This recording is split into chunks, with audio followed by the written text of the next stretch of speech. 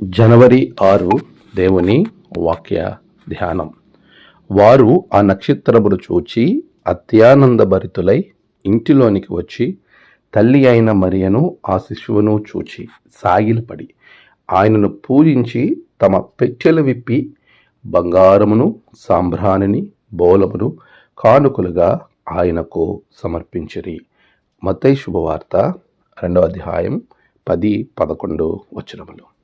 మన ప్రభువైన యేసు క్రీస్తు నామములో మీ అందరికీ ఈ ఉదయము శుభములు తెలియచేస్తున్నాను.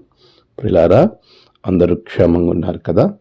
దేవాది దేవుని మహాకృప వలన మనమంతా ఎపిఫానియా అనే దినములోనికి రావడం చాలా సంతోషకరమైనటువంటి శుభ పరిమాణంగా నేను ఎంచుతూ ఉన్నాను. మీ అందరికీ ఎపిఫానియా శుభాకాంక్షలు తెలియచేస్తూ ఉన్నాను.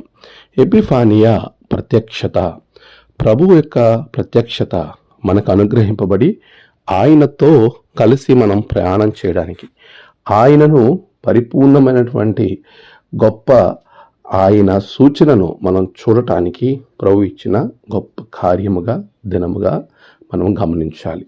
ఈ దినము ప్రియమైనటువంటి బిడలారా, అనేక మంది ప్రభు యొక్క కార్యములను అనగా ఆయన చూపించిన ప్రత్యక్షతను జ్ఞాపకం చేసుకుంటూ, ఆనాడు జ్ఞానులు విశేషంగా యేసు ప్రభువును చేరిన దినముగా, ఆయనకు కానుకలు సమర్పించినటువంటి దినముగా, తన ప్రత్యక్షతను కనబరుచుకొని క్రీస్తును గమనించినటువంటి జ్ఞానులు, క్రీస్తును గురించి వెతికిన జ్ఞానులు, క్రీస్తును దర్శించిన జ్ఞానులుగా ముగ్గురు మ్యాగీ అనబడిన ఈ ముగ్గురిని మనం ధ్యానం చేస్తూ వెళ్తూ ఉంటాం.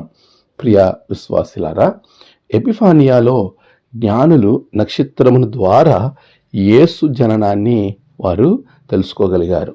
అదే నక్షత్రము వారిని నడిపించింది, అదే నక్షత్రము యేసును వారికి చూపించింది.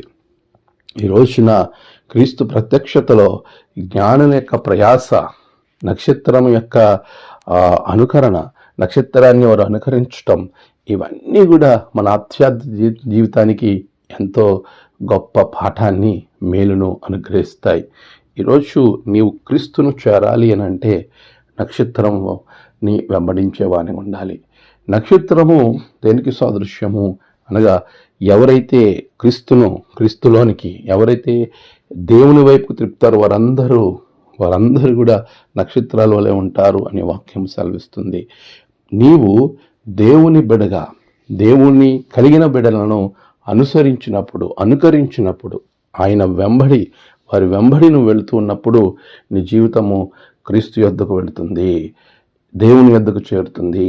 ఆయన ప్రత్యక్షతలో నీవు ఒక పాలిభాగస్తురాలుగా ఉండగలుగుతావు.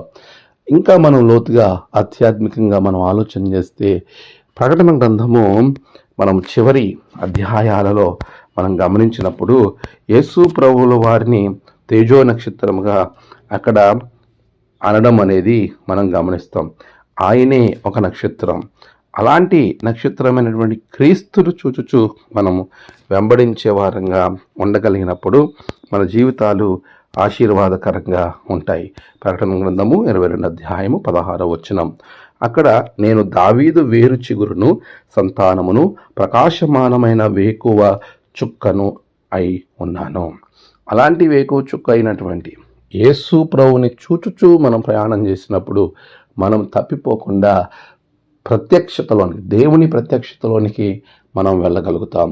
పౌలు అంటున్నాడు, నేను క్రీస్తును పోలి నడుచుకొనుచున్న ప్రకారము మీరు నన్ను పోలి నడుచుకోండి. అంటే మనం ఎవరైతే దేవునిలో భయభక్తులు కలిగి ఉంటారో అలాంటి వారిని పోలి నడుచుకోవడం ఒకటైతే, కొరింథీయులకు రాసిన మొదటి పత్రిక 11:1 చెప్తున్న ప్రకారంగా, నేను క్రీస్తును పోలి నడుచుకొనుచున్న ప్రకారం మీరు నన్ను పోలి నడుచుకోండి అనగా, ఎవ్వరు దేవునిలోనికి తన ప్రజలను తిప్పుతారో, అంటే మనం గమనిస్తే దానియేలు గ్రంథం 12వ అధ్యాయం 3వ వచనం, బుద్ధిమంతులైతే ఆకాశ మండలంలోని జ్యోతులను పోలిన వారే ప్రకాశించరు, నీతి మార్గం అనుసరించి నడుచుకున్నట్లు ఎవరు అనేకులను తిప్పుదురో వారు నక్షత్రముల వల్లే నిరంతరం ప్రకాశించుతారు. అనేకులను దేవుని వైపు తిప్పేవారిని నక్షత్రములుగా పోలుస్తున్నారు. అలాంటి నక్షత్రములను పోలి మనం నడుచుకున్నప్పుడు మన జీవితము ప్రత్యక్షతలోనికి వెళ్తుంది.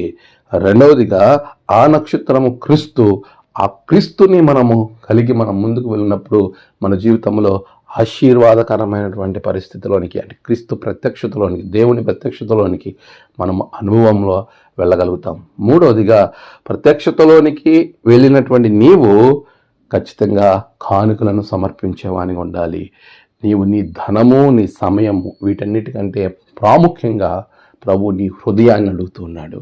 అయ్యి నీవు దేవునికి సమర్పించి, బంగారము, సాంబ్రాణి, బోలము, ఈ మూడిటిని 3 ఎలిమెంట్స్గా, హృదయము, ధనము, సమయము, ఈ 3 మనం దేవునికి ఇవ్వగలిగినప్పుడు ప్రభువుకి మనము ఎప్పుడు కూడా ప్రభు దృష్టిలో మనము బుద్ధిమంతులుగా, నీతిమంతులుగా తీర్చబడతాం.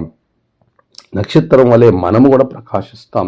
అలాంటి ఆశీర్వాదకరమైనటువంటి బిడ్డలుగా ఈ ఎపిఫానీ మీకు ఉండాలని మనస్ఫూర్తి కోరుతూ మీకు మీ కుటుంబాలకి శుభములు తెలియజేస్తూ నా మాటలు ముగిస్తున్నాను.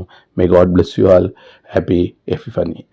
ప్రార్థన చేసుకుందాం. పరిశుద్ధుడా, ప్రేమగల తండ్రి, గొప్ప దేవ, ఈ ఎపిఫానియా ప్రత్యక్షత బిడ్డల జీవితంలో కలిగింపు చేయండి. ఈ దినము బిడ్డల ప్రయాణాలు, పనులు, తలపెట్టిన కార్యాలలో గొప్ప జయము బిడ్డలకు దయచేయండి. నేడు జన్మదినము, వివాహదినము, ఆయా విశేష దినములు జరుపుకుంటున్న బిడ్డలను బహుగా దీవించండి. తమ ప్రియులను కోల్పోయి ఆదరణ కొరకు ఎదురు చూస్తున్న బిడ్డలకు ఆదరణ, నెమ్మది అనుగ్రహించండి. ఈ దినదీవులతో నింపండి. మీరే మహిమ పొందండి. అనారోగ్యంగా ఉన్న బిడ్డలకు ఆరోగ్యాలు దయచేయండి. రక్షణ లేని వారికి రక్షణ అనుగ్రహించండి. నీ కాపుదలలో, భద్రతలో ముందుకు నడిపించమని యేసు నామమున ప్రార్థించి వేడుకుంటున్నాం తండ్రి. ఆమేన్. తండ్రి, కుమార, పరిశుద్ధాత్మ త్రియేక దేవుడు తన ప్రత్యక్షతలో మిమ్మల్ని ఆశీర్వదించునుగాక. ఆమేన్.